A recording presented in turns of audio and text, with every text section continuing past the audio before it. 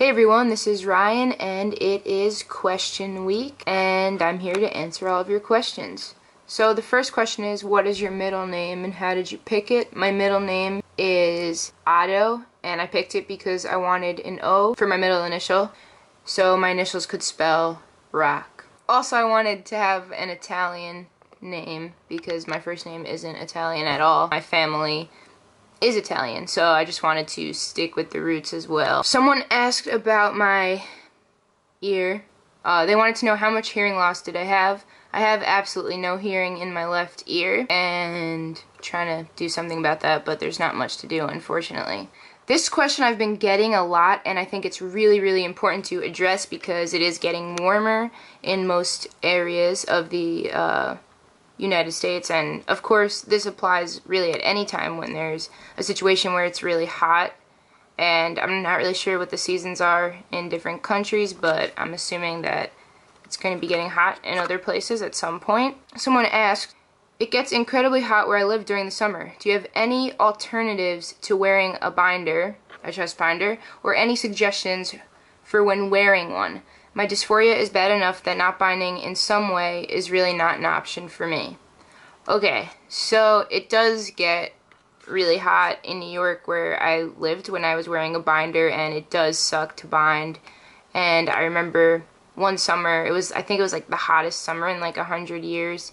I was at a music camp and we had to haul all of this equipment and it was just impossible to wear a binder. And of course I didn't want to be embarrassed or anything, and what I did was I wore a vest, just like a cool, fashionable vest, and then I didn't have to bind. I was pretty small, so it didn't matter that much.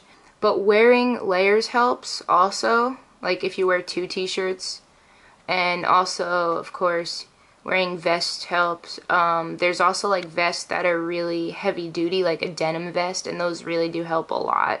Summer sucks sometimes. Sometimes it's better just to stay inside when you have to bind and just wait and try to get through it. Also, wearing a tri-top binder instead of wearing a full-length binder will help. Or if you roll your tri-top binder up so you could at least let like some of your stomach breathe, that might help as well. I think some other people could offer suggestions as well. The last question is, do you have any advice for someone who's been struggling with gender identity for more than a year and still hasn't figured it out?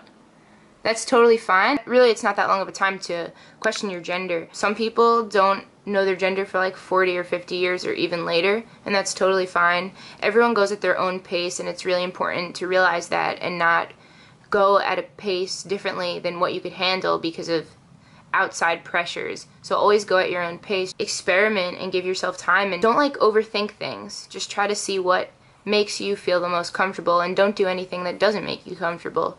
Just be you, always. There's really no rush to figure out your identity.